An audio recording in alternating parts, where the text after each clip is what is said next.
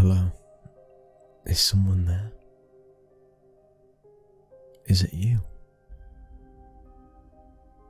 Oh, it is you. Welcome back. It's so good to see you again. I'm so glad you came. Thank you so much. Even though you come at the same time every single day, I always get worried that you won't show up, especially with how hard it is to tell the time of the day. I won't know if the time that your usual arrival has passed or not. I know you've been coming for such a long time already, but I still always have the fear in the back of my mind that maybe yesterday was the last time that I'd ever see you again. And that I'll never, ever see you after that. You know, maybe you wouldn't want to visit me again. Or maybe even if you want to visit something. Or maybe even if you did, something had happened. Like this sickness that had got to you. Or a sinkhole. Or something. We both know that I've said this so many times in the past, but your visits really do mean so much to me. I don't get any other visitors after all. No one is salivating over the idea of coming to visit a demon sealed away in a cage, in the middle of nowhere. Especially with how ominous that is. I don't think anyone knows about me anymore. Well, other than you, of course. Thank you. If only these bars weren't imbued with silver and salt, and who knows what else makes them so strong. Maybe I could break them, or at least you could. The first thing I would do when I get out is just hug you. If only I could break them. Or if only you could destroy that talisman to finally release me. Just theoretically, of course. Standing offer. No pressure. Oh, come on. I already told you that I didn't do anything. Anything bad enough to get me sealed away. Well, that I remember. I mean, it's been what? How many centuries? I don't know. But if I did commit any great crimes that got me sealed away, they weren't big enough for me to recall them. So, you could just let me out. I'm sure the priest just sealed me away because I'm a demon. I'm a victim of prejudice. So if you would be so kindly, just take that talisman and... Okay. I'm sorry. I'll drop it. I get it. You aren't comfortable releasing me, especially with the obelisk with "Don't Release the Demon" etched right along the cage. In like a million languages. I mean it. I really am sorry.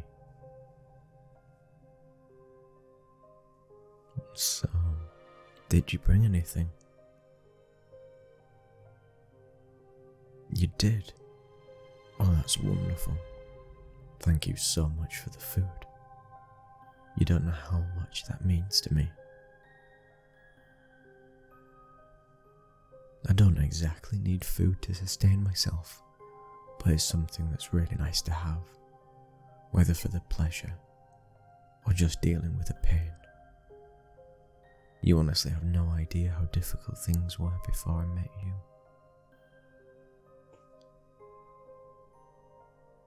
My sense of time isn't the best. I mean, we don't exactly have a clock or a calendar down here. But if my memory serves correctly, isn't today your birthday? Are you spending it alone again? Well, I mean, other than with me, of course. if you don't mind me asking, and if it's okay and you feel comfortable answering, but don't any of your family and friends want to celebrate it? Even your neighbours? But why? You're such a great person. They should be falling over themselves to spend time with you, and that's just on a normal day. On your very birthday, they should put even more effort. They shouldn't leave you all alone. Well, at least I'm alone too. So we can be alone together, like two peas in a pod. I wish I could get a present to commemorate the occasion. I'd get you the most precious thing I could buy. Which I could if it was free, I might add. But well, you know how it is. Yes, I'm sorry. I know I said I'd drop it. I'll drop it. I hope you don't think too poorly of me. But in a messed up kind of way, I'm actually kind of happy. When I know how lonely you must feel, it makes me feel a lot less alone myself. Not just in I physically have some company, but knowing that I'm not the only one with crippling emotions. Before you stumbled upon me and visited me, the only company I really had was my own thoughts. It was really awful to be alone with your thoughts. No one to talk to, not a single soul. Especially for so long. I just stare at the stars and think, well, I guess it doesn't matter what I thought back then. But I'm glad you feel the same way. Lonely like me. I mean, surely you must feel lonely like me, right? You always complained your journey here was so long, yet you made the trek each and every day, whether through blistering heat or heavy rain, whether through hail or through snow, all just to visit me. I wish I could visit you. Then I could make you feel a little bit less lonely. I would make you feel so intended and loved. Not like your family and so-called friends. Not like your neighbours. Not like all those people that abandoned and neglected you. Who still are. If I was free, there would be so many things I could do to make you feel loved. More than your mortal mind could ever imagine. For instance, demons don't need to sleep. Did you know that? It's true. I could watch you all throughout the long night, so you feel safe. And make sure you are safe. And make sure you always have company. If you ever want to talk, even if you wake up in the middle of the night, I'll be there, at your bedside, staring at you. Then you could talk to me about anything. Anything at all.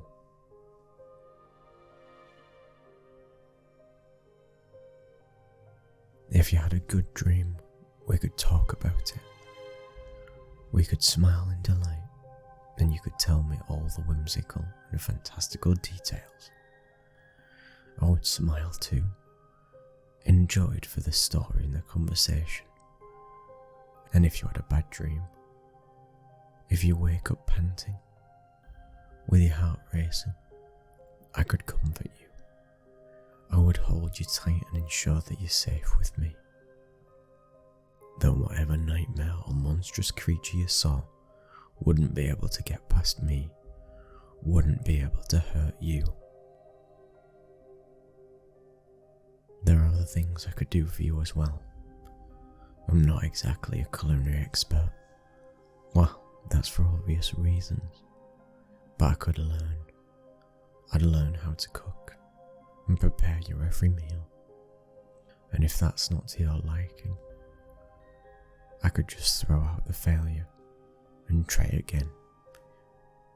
Even if you tell me 1,000 times that you hate my cooking, I'll remake it 1,000 times over until it's perfect for you. I'd love to do that for you. Anything for you. And I could offer you kinship, if you'd like that. The others don't even bother visiting you for your birthday. I'm guessing they don't even give you hugs or anything like that. Even though it's a human need. You must be so touch-starved. I'm touch-starved too. So I'll gladly give you that. I'll hug you for as long as you want. I'll cuddle you for as long as you desire. And you can do the same for me, of course. Hug me as long as you want. Cuddle me as long as you need. Even if you hugged me with enough force to snap my spine, I wouldn't even complain. Not even for a second. I'd probably just enjoy the attention.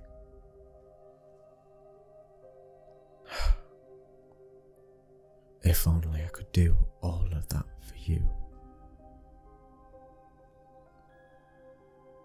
What are you doing with the talisman?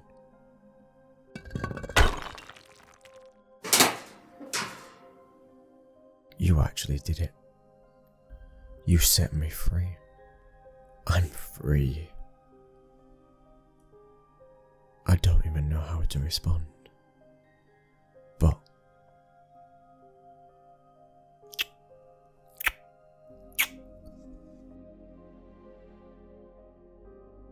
sorry for doing that so suddenly and without warning. It just felt so instinctive. And I've been starving to do that for you for so long. And you've been starved for receiving it, haven't you? It's okay. You don't have to be all alone anymore. You don't have to be neglected anymore. I'm right here beside you. I'm so proud of you.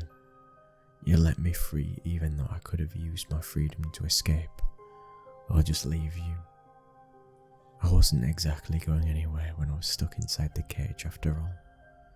But don't worry, I won't let you down. You've been loyal to me for all this time, always visiting me no matter what, always bringing me food, always talking to me. It's high time I return the favour.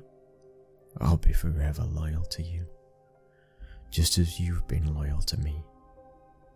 Even until the sun goes out, I'll give you all my love and attention, all the things that you deserve. I'll never neglect you.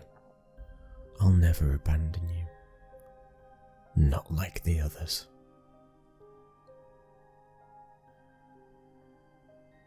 Speaking of the people who've neglected and abandoned you, we should go and find them. I need to get my hands on them.